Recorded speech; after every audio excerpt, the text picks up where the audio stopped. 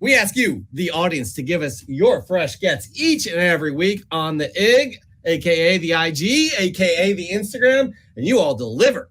Not only do we ask you to do that, you all know that you could win some amazing slabs right here on the Cannon with Fresh from the Comic Shop. We have good friend and sponsor of the show, Tony Trombetta with EGS Comics, giving us, just dishing out some amazing slabs just for submitting your fresh gets. Chris, look at, and Otto, look at this amazing June slab. That's right, it's Wonder Woman. Oh, look at that. That's 68, awesome. A 9.8 here. As you know, you can get these custom slabs. Chris, take it away with EGS. What do we got with EGS? All right, guys, you know how you can enter Fresh from the Comic Shop by just hashtagging FFTCS on the gram, on the IG, but you're not automatically entered in to win one of these awesome EGS slabs. In order to actually be entered in to win the slab, you have to be following EGS on IG at EGS Comics. You also have to subscribe to EGS on YouTube, link in the description below. And then what do? You submit your fresh gets on the gram, folks. Well, it doesn't stop there, too, because that's not, the EGS is still giving away some stuff to everybody, even if you don't win. What is that, Chris? Yeah, guys, well, you can get some money back or save some money on your orders to EGS when you're submitting some books to get graded and slab. You can save 5% if you use the code CANNON5. And of course, here we have an assortment of some custom labels that EGS can whip up for you guys. They also have the Universal Certified Blue label. You can see that beautiful Hulk 181 with the classic blue label on it there as well. So again, custom labels are optional, but EGS works with you guys, man. I mean, you guys, if you have an idea for a custom label, they work with you to get it to pinpoint of what you guys are looking for. But again, EGScomicsgrading.com. Check them out, guys. Check out their website. If you have any questions, reach out to them. And hey, give them a shot. 5% off Cannon 5. No doubt about it. Guys, before we get into Fresh from the Comic Shop, I just want to send out a friendly reminder that this could be the last episode of the Cannon. If we do not get 3,203 subs on 3 Men in a Basement, that's it. That's it. We're done. Otto, Roger, and Dave, they're going to be like, you know what? Thanks for trying, but the Cannon has got to shut down. So we only need 3 more. The irony of it: 3 dudes, 3 subs. Come on! Oh wow! I love it. Number 3's all over the place right now. It's simple as hitting the link down below in the description. It's right there. Also, I don't know. Otto, he's going to hold this against me because he's now an alumnus. He has say. He's kind of like feeling like a board member. Oh right. Follow Everett or Otto at the old Instagram. I keep calling you Everett. It's just too easy because it says Everett in the front of this tag. Right. Well, so I use Otto because Everett gets butchered 7 ways from Sunday, right? Like, what's your first name? And it happened my whole life. Like growing up, what's your first name? Everett, Elliot, Edgar? No, it's Everett. Oh, geez, really? Right. Yeah. So my grandfather from Germany, he was Otto, and when I was in college, my roommate started calling me that, and it just kind of really stuck. And listen, it's Otto. It's 4 letters. 2 of them are the same. You can't screw it up. You know what I mean? Yeah, that's true, actually. Plus, an Otto is my grandfather, who was a great man, too. And Everett is a family name. You're the only Otto I do know, and I really enjoy saying Otto, especially Otto. I appreciate it. There you go. How you play with that. Anyways, follow Otto at Everett Otto. That's right. All right. So here we go. We're going to get into these fresh gets this week. We're going to see who our second semifinalist is. But before we do that, before Otto gets to judge, we need to remind you guys what the criteria is for judging these submissions. 3 things we look for. It's presentation, how you compose your shot, get as artistic and think outside the box thinking as possible. We like to see, especially professional photographers, they do a great job, but also incorporate some fun things into your shot. We've seen a lot of variety. There's actually a couple shots here that are really outside the box, and I'm excited to show those. So again, presentation is big. Unique. How unique is the book? Again, unique does not mean it's a $10,000 book. Unique is something that you bring to the table like, hey, check this out. This is really cool because of this. A person who does that very well is a gentleman by the name of Mark Lineker. He has a nice book this week as well. And story. This goes a long way. What does this book mean to you? It could remind you of a family member. It could be how you first started getting into collecting comics. It could have helped you through a hard time. Explain those things to us. Give us the story behind this book, why it's important to you, and we'll take that into account as well. All right, Everett, or Otto. I should never have It's brought all up. good, brother. It's all good, man. There you go. Jesus Christ. We are about to start this thing. Are you ready? Yeah, let's do it. We're going to start with Marvel Man 616 Comics. Mail call. Miles Morales, Spider-Man 38, featuring the first appearance of Billy Morales as an adult. This is the KRS Comics exclusive. I love this cover, guys. And you know, this was a hot book, I think last week or 2 weeks ago when it first came out. So good submission right there. Marvel Man 616. Next up, we got Comic Demon. Now, Otto, this gentleman here has won. So he is not eligible to win now. I just want to throw that out there. There are a few people here that have already won. But still, great submission nonetheless. Seems like I've been a week behind in my new Comic Week Day posts. Plus, need to get some of the great finds I've been scoring. Guys, Firepower, I love reading that. I'm behind like 5 or 6 issues, but that is such a great book. All right, moving on into Oblivion, another former winner here. We got Amazing Spider-Man 14, CGC number 2.5. Everybody, this is great advice that he gives right here. First appearance of the Green Goblin, a.k.a. Norman Osborn. First meeting battle between the Amazing Spider-Man and Incredible Hulk. When you can't afford a superhero's first appearance, I tend to go for the first appearance of their nemesis. Not a bad idea at all into Oblivion. Good stuff indeed. Super Crispy Comics.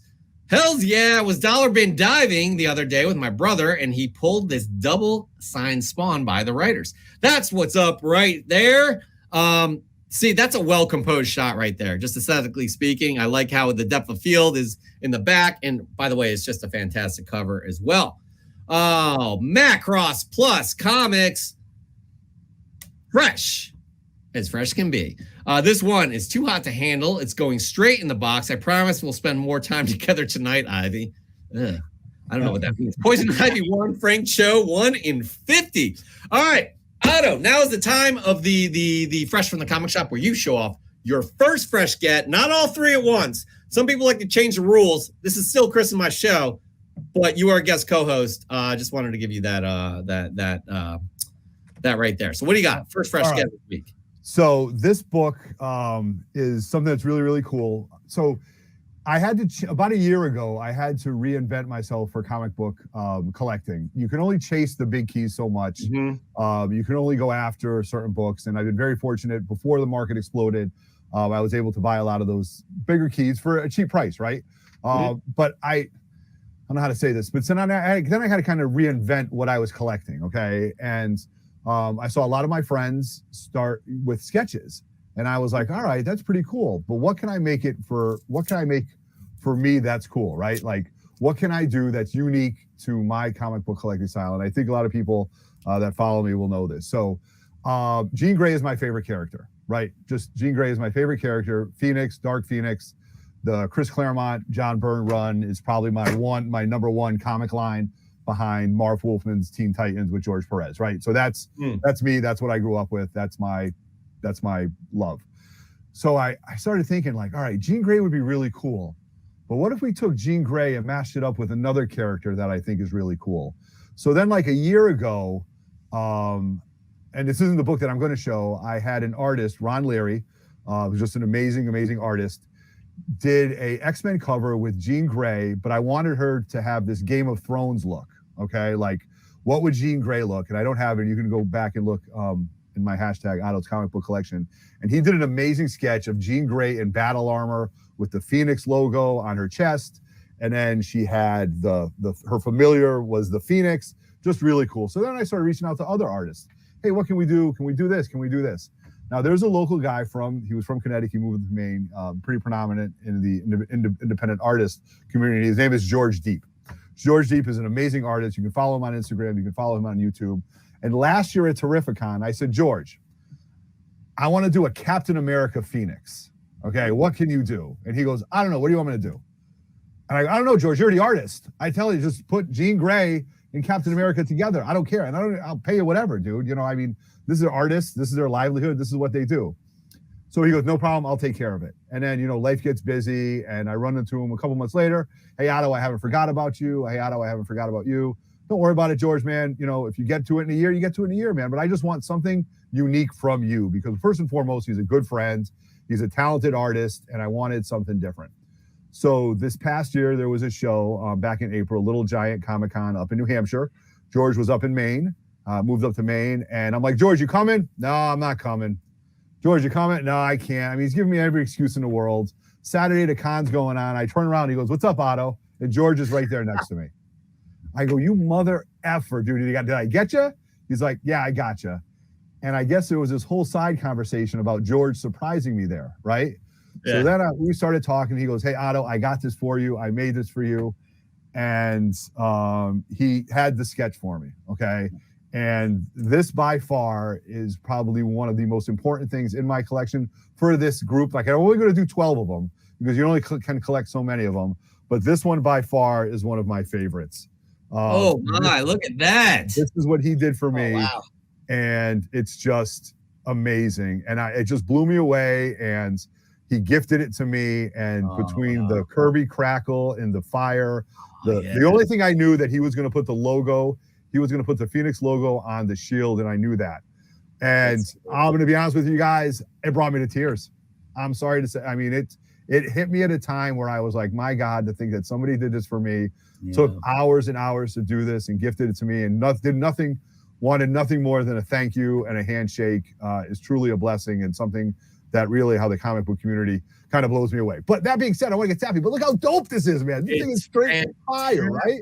Yes. Like, I mean, the X-Men's all over the place. The detail with the belt with the X-Men logo, the power, the fire, the shading in it. And George is he's a collector of my era. So Byrne, John Byrne, Dave Cochran's my favorite artist. So he really, really did this. And this by far is one of my favorite books that I have in this. So I've got a few other ideas. I have a couple other really, really cool ones that I posted. But again, I'm only going to do 12 of these. And this by far is one of my favorites. So this is my fresh from the comic shop, if I said that right. So there you go. That is fantastic. You're getting a lot of love here in the chat. Man, honestly, that's one of the best sketches I've ever seen. Right. Well, here's the thing. I mean, you guys, whether it's modern books, keys, I had to reinvent myself, right? Yeah. I had to reinvent myself. But what I'm going to do for my collecting, like, I collect coverless comics. We'll talk about that. I go after the 0.5s and all those different things. So this has been a really fun journey. I've only got 4 more slots to do. I've got some ideas. One of the things, speaking about Star Wars, is I'm going to reach out to Sketch Card Girl.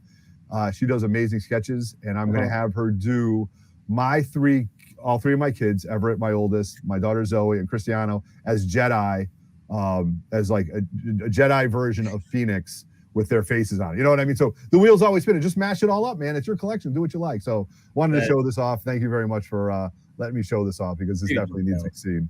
I'll tell you what, out of all of our guests, we've seen some incredible stuff. That's definitely top 5 right there. We're talking Amazing Fantasy 15 too. Some people. Yeah, hey man, it's. So you're all with that, right? I mean, what is it worth to me? Exactly, it's worth a lot. It's borderline priceless. That somebody 8 months later would, like I said, gift this to me, spend this time, and just. I'm getting sappy, man, but that's about it. Nah, dude, you have every right to. That's a beautiful cover. That's really, we're happy that you shared that with us. That's one of the best we've seen. So thank you. Good stuff. Indeed. Actually, you're probably the first that brought a sketch. One of first guest that brought a guest. Yeah. Yep.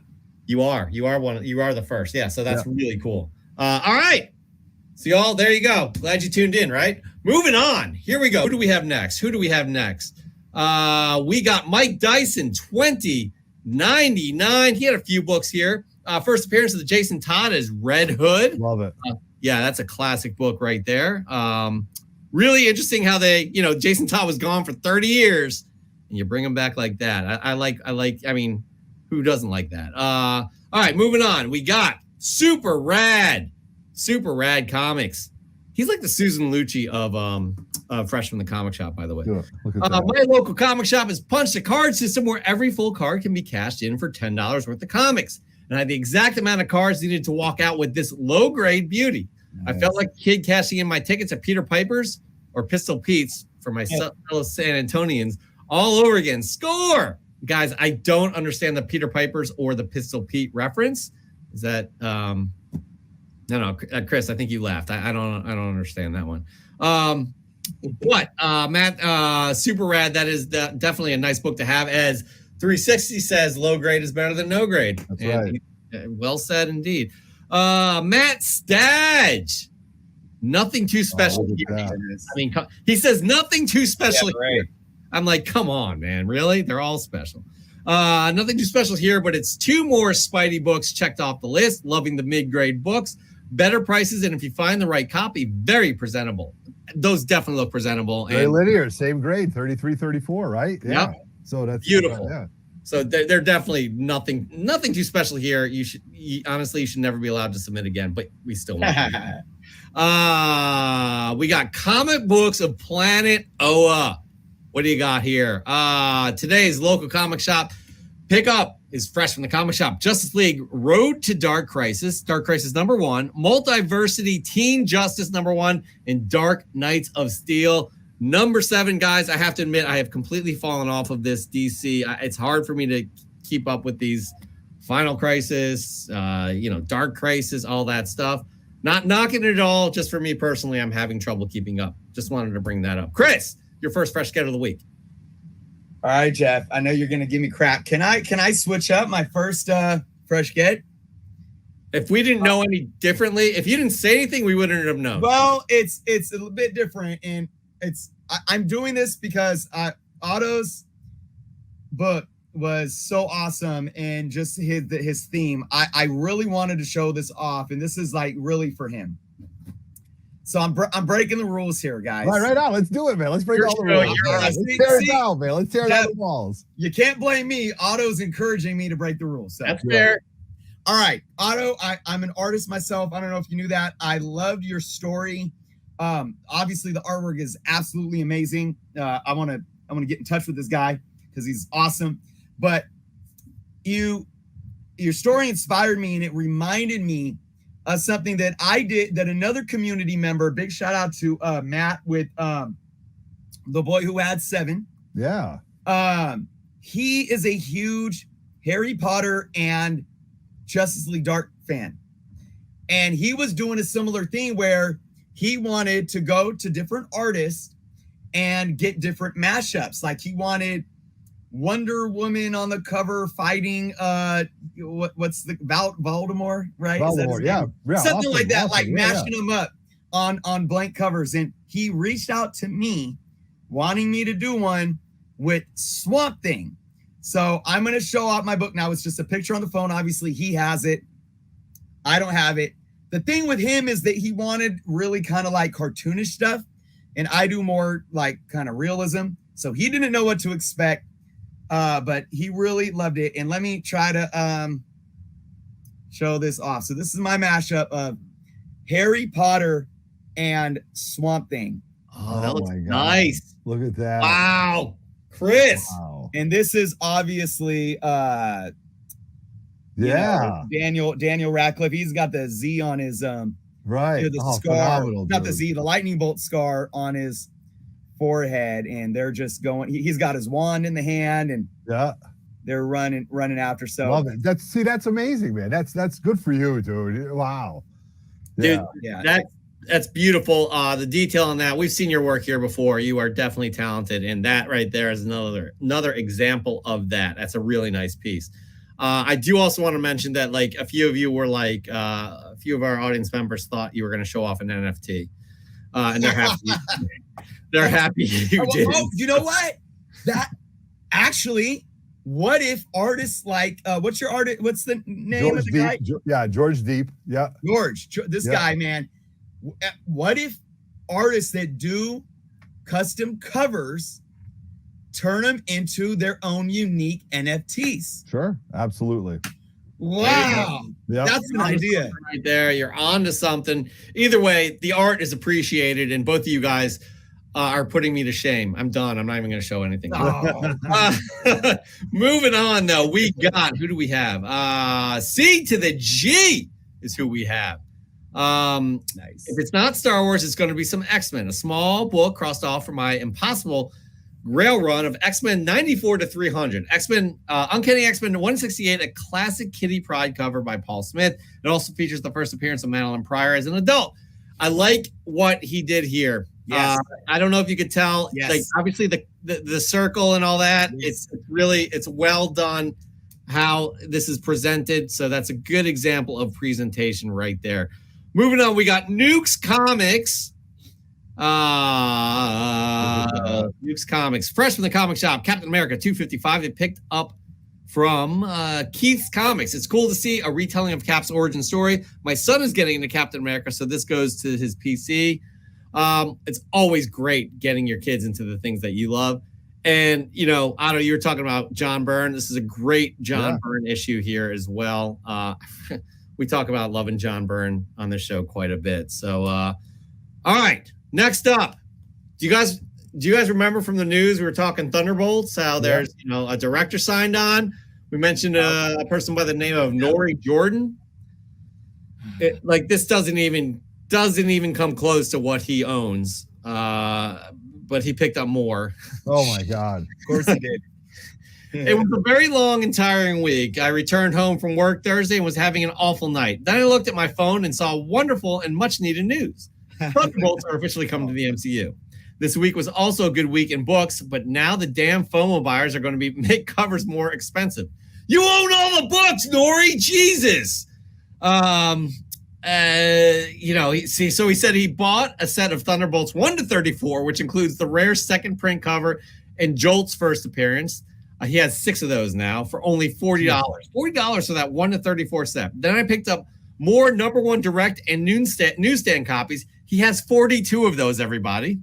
Next, I picked up a CGC 9.8 175. It's not a major key, but a great cover. I also picked up some one-shots. I needed and Baron Zemo limited series. I can't wait to see what the MCU has planned for the Thunderbolts. You are the biggest Thunderbolts fan out there. There is no doubt about that, Nori.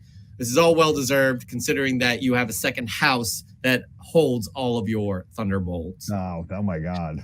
Yeah, it's insane. It's insane. All right, guys, I'm going to get to my first fresh get. It's going to be very quick. Dollar Bin Diving. I like this cover. I liked the first episode of Miss Marvel. Yes. This is Marvel #1, the action figure variant. I like this cover too. John Tyler Christopher right there.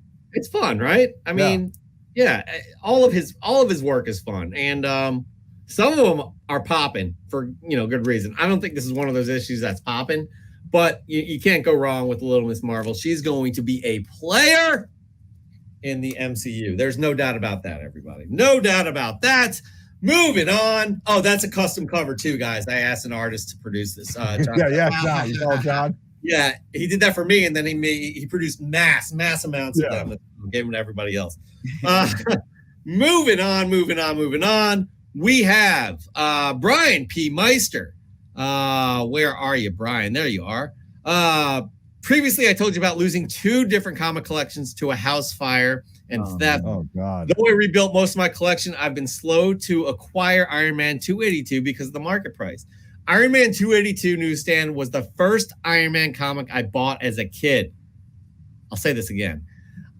Iron Man 282 newsstand was the first Iron Man comic I bought as a kid. I'm glad to finally have this high-grade example back in my collection. Guys, when we told you about stories, that's a good example of a story. That's the first book he bought off the newsstand as a kid, and we're glad that you have that back after those unfortunate circumstances took your first issue away. But that's a perfect example. We want to see that from you all. Here we go. Mark Leniker does it again. This is another former winner right here. Superman number 82 from 1953. Pretty sure that predates the 3 of us. Got it from a longtime owner, he said. Lois goes undercover in Women's Army Corps, and of course, Soups has to do the KP. I don't know what the KP is. Kitchen protocol or something like that. Yeah. Oh, okay, interesting. The story isn't as bad as the cover might imply. This is good too. Also, this is a good example of a unique book. This was an error issue because the 10-cent price was left off the cover. It also has a very early ad for the Adventures of Superman TV show, which was debuting that year. That's a special book, especially the fact that it was an error issue. Unique, everybody. Unique. No doubt about that. All right, Otto, your second fresh get of the week. What do you got? All right. So another fun book, something that I started collecting this, and I was talking to Roger's brother the other night, Dave, over on 3 Men in the Basement, and we were talking about coverless comics, and he goes, well, I have a second coverless now. I go, so now you collect coverless? And he goes, well, no, I have 2. Does that constitute a collection? I go, well, it's more than one. So, right? So now you are collecting that. So I started doing this, collecting them, the coverless books, because about a year, well, first and foremost, I don't know how to say this. So I started collecting these because I thought it was fun, because you can read them, you can do whatever you want, and you could, they're just great things to have. But a lot of them do have value. But about a year and a half ago, I heard an interview that somebody was retelling about Stan Lee. And it really, really hit home for me. Now, Stan, of all the things that he was very good at marketing, right? He was very good at marketing and selling his product and stuff like that. And he would tell his artists, and I heard this from a Marvel legend about this, and he would say Stan wanted the inside page to be just, or if not better than the cover, for the reason that the cover is why you buy it off the spinner rack, like behind me or the thing, right? The cover is why you buy it. When you open it up and you see that first page, that's why you buy the book, all right? So that's your, oh my God, look at this. I have to buy this, Mom. I need 25 cents. I need 15 cents, or I need $1.25, right? So I started collecting these, and I started finding them. And then I noticed that when you have a back cover and you get it graded, it comes back a 0.5. So I've actually started amassing 0.5 books, okay? Incredible. Because, yes, no, it's unbelievable. I've gone down this rabbit hole. But again, it's been something fun. I don't mind paying for the slab fee, but when you buy a coverless book, it has to have a back cover for it to come back a 0.5, okay? Mm-hmm. So I was digging in a long box at a show. I pulled this out, and I said I had to buy it.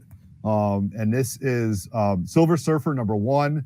We all know the iconic cover of Silver Surfer on the front, but the inside page is this, right? So, I mean, it tells you right now the origin of the Silver Surfer. Different, John Buscema completely changed up his body in this. Instead of coming right at you, he's now tilted. You can see the glide, and it's a 0.5, and it's incomplete. Front cover missing, but again, it's Stan Lee, John Buscema, Joe Sinnott, Gene Colan. I mean, these are Marvel greats. This is the origin of the Silver Surfer. Tales of the Watchmen is on this, and it does have the back cover, right? So had it have not, it would just come back incomplete. So I have been actively collecting these 0.5s, and it's been a lot of fun. It doesn't break the bank, and you can see how just amazing this is. So this is something that I just recently got, and I thoroughly love it. And again, a 0.5. So I don't know. That's really cool, So, and when I heard that interview, I was blown back by it. I remember I was walking my dog, listening to it, and I must have rewound it like 3 or 4 times when I heard him say that the first page is as important, if not as important, as the cover, and it makes complete sense. And that's why. So thanks a lot. So that 30 seconds that I listened to is now why I've got about a half a dozen of these, but it's really cool though, man. I love them. Dude, first off, Stan Lee changed the industry in many ways, and that's yet another way. Second, I've not heard of people collecting these, but I think that's one of the coolest things, because you can display that, like the way you can display that and present it. Right. So that Buscema picture right there, I'm going to bring it up again. It's just gorgeous, man. Look at how elegant he is. Like it's you just feel how elegant he is gliding through the vastness of space. It's so cool. Right. And again, if it's a book that you buy for investment purposes, when you buy it graded, you never open it up and you never see this great part of it unless you see it in a reprint and stuff like that. So again, the front pages are always really cool. So that's amazing. And like, that's got me intrigued actually. Mark has a question. Would it make it a 1.5? No, it's a 0.5. It's incomplete because the front page is missing. So at least that's my understanding. And I could be wrong, but all my coverless that have backs are 0.5s. So cool, man. So cool. Really appreciate you showing that one. Definitely. All right, we're going to move on to our fine people that watch this show from time to time. And next one is 630 Collectibles. I like this submission. Just going to say that. I have to strap I love it. Baby. I used the gift card from Comic Book Canon and finally pulled the trigger on the first full appearance of Silk. I may be in the minority here, but I found the past couple Silk miniseries to be very enjoyable, and I've grown to like the character a lot. Happy to have this book in the PC. Thanks for helping me with the fresh get. Now, I don't remember why we sent 630 Collectibles a gift card. Matt Labno. What's that? That's Matt Labno. Was that for Fresh from the Comic Shop? He won yeah, remember that got the My Comic Shop gift card? Okay, so if that's Fresh from the Comic Shop, he's not eligible to win. However, that is a great submission, and we're glad we helped get you this book, because that book, if we're going props or flops in that book right now, that's a props, no doubt, every day, no doubt about that. All right, next up, we got Comic Toby. What do we got from Comic Toby? Here at Comic Toby, aka Gus, we have signed memorabilia, like these 2 copies of Ultimate Spider-Man #5, signed by Mark Bagley, and the collected book 1 through 3 is autographed by Brian Bendis. Good stuff, man. Good stuff, Comic Toby. Good stuff indeed. Christopher, second fresh get of the week. What do you got? Well, by the way, these are hard to top. Otto, he's bringing it. He's playing Fresh from the Comic Shop, no doubt. Yeah, I got a half a box of coverless Silver Age. Time out. Matt Labno is clarifying here. It was for answering correct the trivia correctly, so he is eligible for Fresh. Okay. It was for our 1,000. Yeah. Okay. Yep. 1,000 subscriber. Okay, so he is eligible, Otto. Just putting that out there. Okay. Just making a note. And he was given he's like, definitely buckle up that book. All right. What do you got, Christopher? All right. So, we've had so many great already. What was there 3? I know there was a couple. Silver Age Amazing Spider-Mans. We had the first appearance of Green Lantern, and then who was that? Stash has just posted those 4.5. Yes. So yes. You guys aren't going to get away with showing something. He said nothing special too. I just want to. Oh yeah, right. Yeah, nothing special, dude. You're not the only one going after my Grail run. Amazing Spider-Man number 26. Damn. This is the 4th appearance. I don't have the first yet. I have the 2nd, 3rd, and now 4th appearance of Green Goblin. I got this book from A1 Comics. Shout out to A1 Comics. What's really cool about this book, they just recently, guys, if you haven't checked out A1 Comics on IG or on YouTube, they just spent $600,000 on a massive collection. One collection. They're calling it the Winters Collection. Really? And this, I mean, AF-15 was in there, I do believe, and just it was crazy. So they got a whole bunch of Amazing Spider-Mans, and there was a bunch that had this if you guys can see this date stamp. Date stamp, right on. Well, not a date stamp, but an address. Yeah, so this is Alan Luck. Alan. Look at that. Alan had an awesome collection and said, you know what? I'm putting my stamp of approval on all of my books. So Alan from Sacramento, California. Yeah. He lives near you. Awesome. You should go check out that address. Yeah, I lived at 3625 17th Avenue. Alan, I'm going to hunt you down. I'm going to hunt you down, and I'm going to say, Alan, I got one of your books. Appreciate you if you're still alive. But I just think that's cool. I think stamps like this are pretty cool, man. I agree. Absolutely.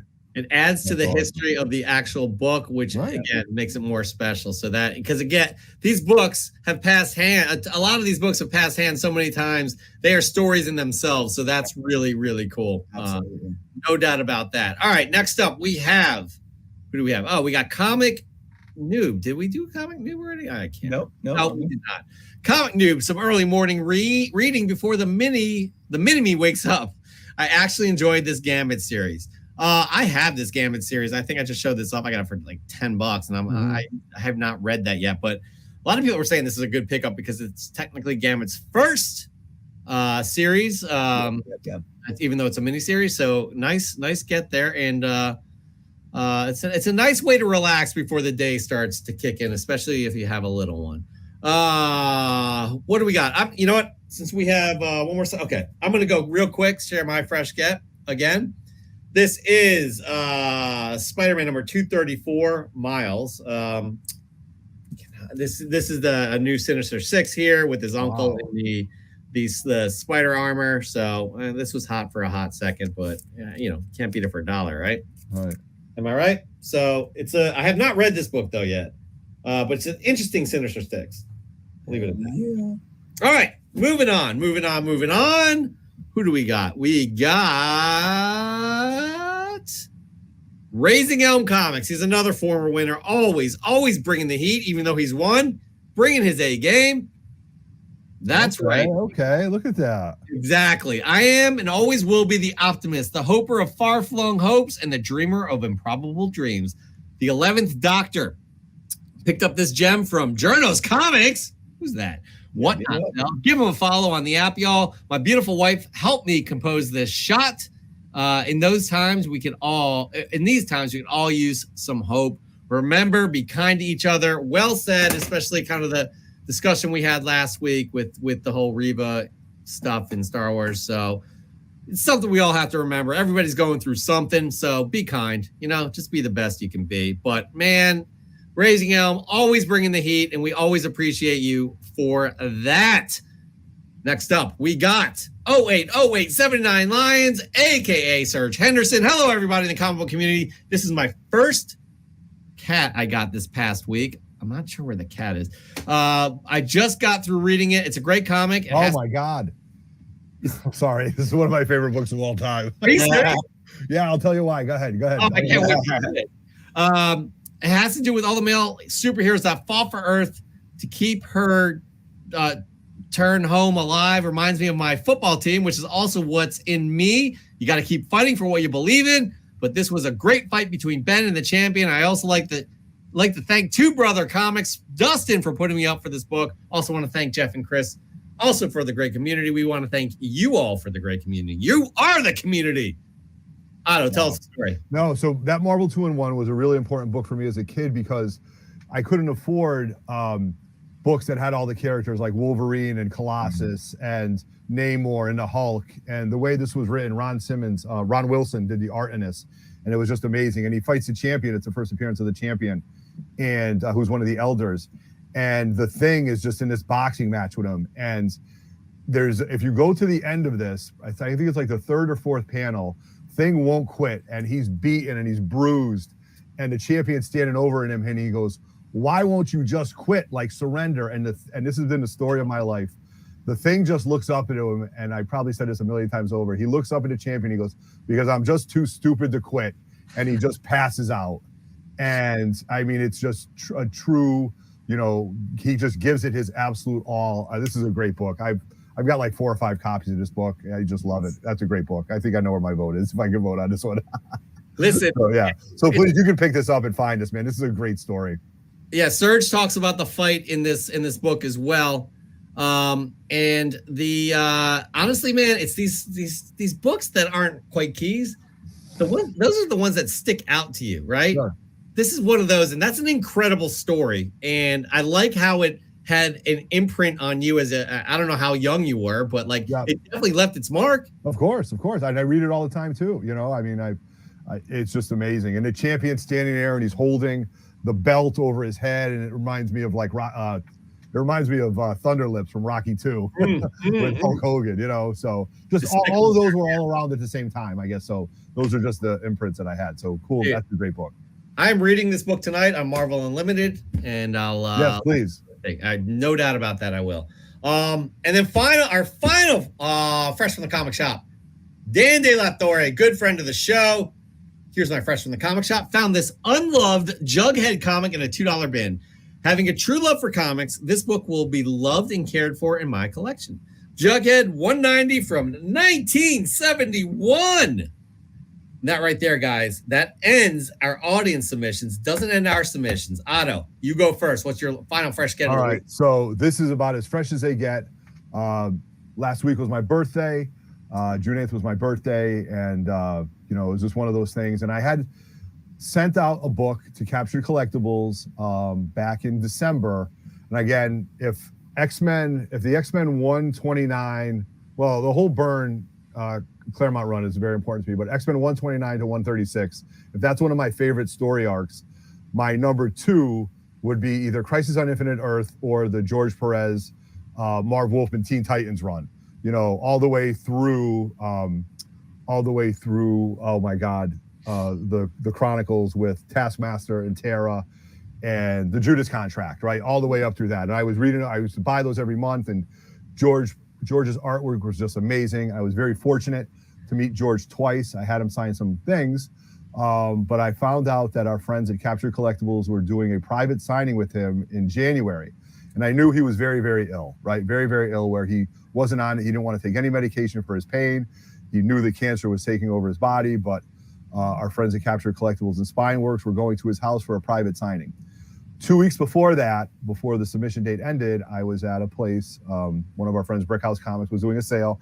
And I don't believe I ever owned this book, and I can't believe it was DC Presents 26, where it's the first appearance of Raven, Cyborg, where it's an insert, and just a great book. Jim Starlin did the cover, but it's, again, the first appearance of the newer Teen Titans.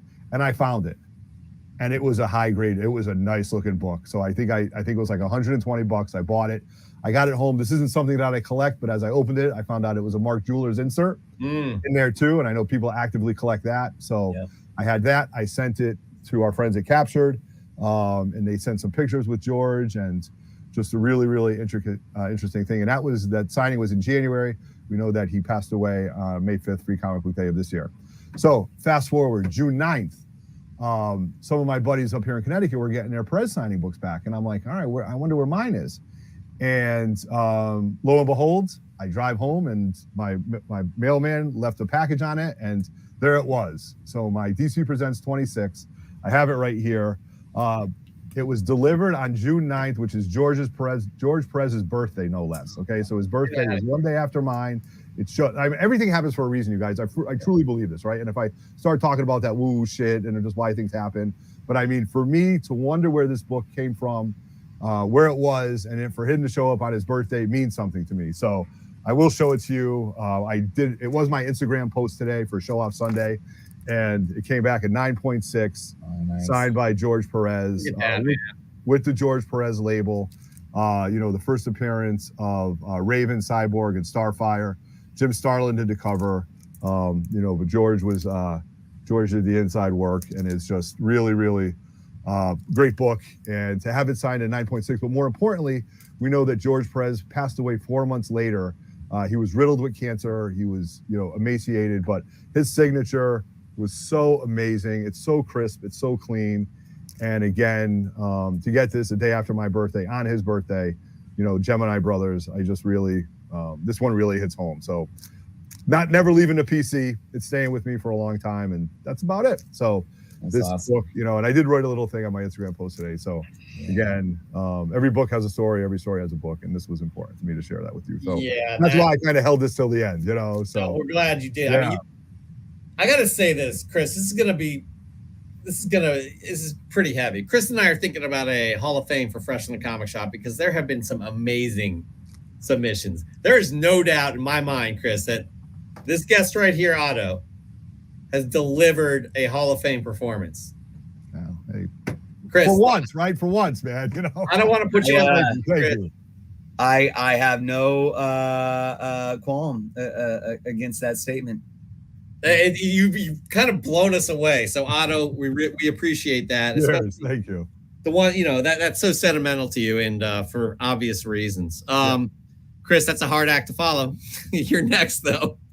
Yeah, no, I mean, that is. I'm glad I have to go after you, even though you're going to probably blow me away. All right, no, this is a cool story around this. I like that. I don't know, maybe I already had this planned out, but Otto's bringing out the unique stories in us here. But this book I picked up in a collection. It's it's not high grade at all, and huge Spider-Man fan, and it's a Spidey super story book. Love and it. It's number 11, really cool cover with Otto. Yeah, man, right on, dude, rock on. But it's got it's featuring the Electric Company, and something really cool about this book that I don't think a lot of people know. And all you speculators out there, I don't know, don't go like FOMOing out, and I don't want to see like 50 sales of this book being sold for $200 on eBay just because I talked about it. But it is really cool, and I think there's intrinsic value there, historic value as well. This book came out in 1975. It predates Jessica Drew, Spider-Woman, and any other iteration of Spider-Woman. And on the front page here, if you guys can see that, look at that. it says, "Is this the end of Spider-Man or the beginning of Spider-Woman?" And you have this woman right here in a That's Spider-Man awesome. suit. So what is this? And this was like foreshadowing, because then you turn the page and you go into the story. God darn, this, like, there you go. Yeah. And it's like, this is, you know, here's Spider-Man. It's all started one warm day. So what you saw on the splash page was foretelling, and it didn't happen yet. But you're introduced to this woman right here, Vanessa, and she like she finds, you know how Spider-Man would web up his suit. Yeah, hang it. Of course. He'd Yeah, web it yeah. up, come back for later. And you know, well, he must have left it there too long. What is it, like an hour that it stays? It falls in her lap. She's like, "What the heck is this?" And she's like, "Now I can be a hero." She goes home and she puts on the suit and she creates like these little web or excuse me, wall crawly Oh, sticky. that's awesome. Right? I like how they have to explain it. Yeah. It's all explained and everything. She's like, "Man, I'm gonna do my thing." She's got his web shooter. She's like, "Oh my gosh, this must be the thing that shoots the webbing."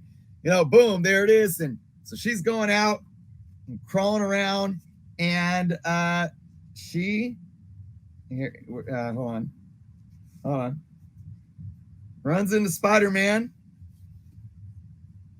and helps him fight the Vulture. Oh, that's great. So this is actually, this book right here is the first appearance of Spider-Woman. Yeah. Chris, on the first page, who did the artwork in it? Was it Ramita? All Does right, it say it, let's see. it should say on the inside cover, on the inside part of the cover. Yeah, you know, the splash page doesn't have the detail. Oh, here, hey, look at this. It's on the back of the cover. Pencils Winslow Mortimer. Oh, really? Okay. Oh, wow. Interesting. But John Romita was the art director. Gotcha. There you go. Interesting. Okay. All right. So you had classic touches from the classic Spider-Man artist. That's awesome, a pretty yeah. cool book, Chris. That's a very cool book. Absolutely. All right. I'm going to close this one out right now. In just kind of a whimper. It's whatever. It's Avengers #1, cameo of Azari T'Challa. Speaking of Ramita, this is his son. Yeah. I know him well. Definitely has come into his own as a comic book artist. And that right there. Hold on, Jeff. Wait, first off, hold on a minute. You got that in a dollar bin? Yeah. Wow. These, honestly, they're out there, people. They really are.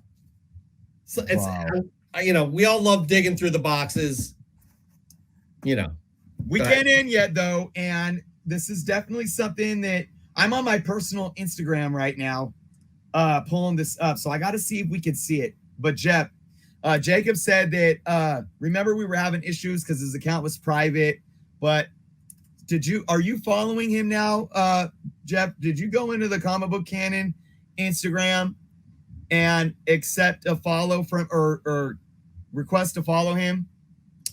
There was no. Oh wait, hold on. We got to make sure we're following him. Because I see that he hashtag FFTCS. Oh, I'm going to be following right now and follow. Cool. Boom. All right, cool. So Jacob, we should be good now. But let's show. I want to give him a chance to show off his submission here. Here it is. It's Spawn. Obviously, all things Spawn, and you got this. Look at that Spawn statue. Yeah. In the middle of it, there you got a Spawn DVD is there as well. I wonder if that's the original movie they did. And let's read what he says. He says, "I met Todd McFarlane when he just formed Image. Oh, sweet. Wow.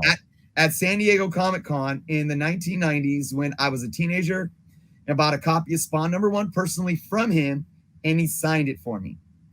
After we talked for a bit about how I was a fan of his since Spider-Man, he goes, "Here, kid," and asked to see the copy I just bought from him, and pulled out a fancy pen and signed it and gave it back to me. A great guy who loves his fans. Had to get the new issue this week, number 330.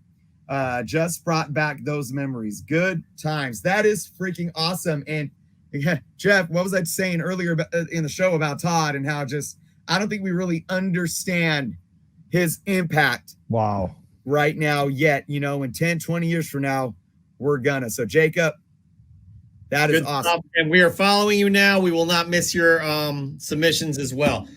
Speaking of submissions, we have to pick one for our semifinalists. Now, before we do, we need to remind you all this could be the last show of the canon. This could be the last show.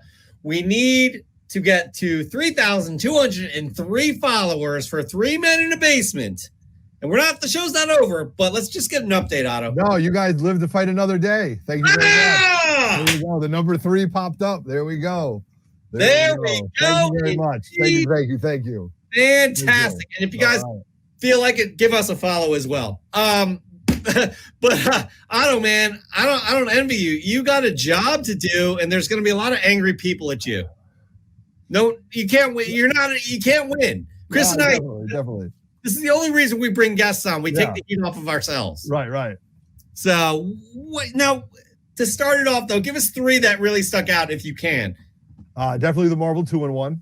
Okay, sure. hold on, because I'd like to recap here and give people a refresher here. Yep, that book right there. That's a very important book to me. So that would definitely get my vote. I would definitely go with the first Green Goblin, ASM 16. He has already won. Okay.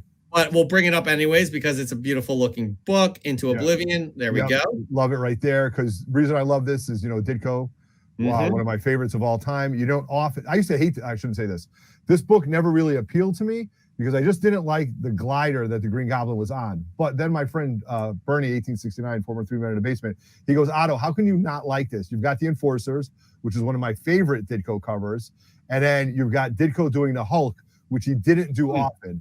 And then he tells me all that. And I'm like, you're kind of right about this. And now I really, so I just needed a little bit swing and I like the background. So I would do that one. I thought the Spawn one that you just showed was really cool, especially the backstory behind it. And I would go with the Iron Man War Machine because when you remember the book that you first bought and you lose it and then you get it again, that is not monetarily priceless. It's priceless emotionally, because hold on. Let me pull it up before you make any sort of decision. I cannot remember who was that? That's Brian P. Meister. Here. Yeah. Right there. And it's just a crazy cover, man. Yeah. Oh my God. Right. So especially with the War Machine tagged over the Iron Man and, to hear his story about how that's back in his collection is just amazing. And I hate hearing stories of floods and fires with comic books. It just breaks my heart. So definitely pulled at my heartstrings on that one. So, yeah. Oh, is that the winner? Oh, you got can I? Oh, you have those. Yep. So we got. Oh yeah, it's the War Machine, man. The War Machine all day. Just Brian P. Meister. Moving on to the semifinals. Yep. Good work, Otto. Good work indeed. A lot of pressure on you. However, we're glad you pulled it off. Man, this has been a pressure-filled show for you, Otto. Yeah, unbelievable, man. It's unbelievable. I'm for the interview right off the bat. You made it though. I hope you don't have any sort of like ulcers or anything like that. I got a little PTSD, but that's okay, man.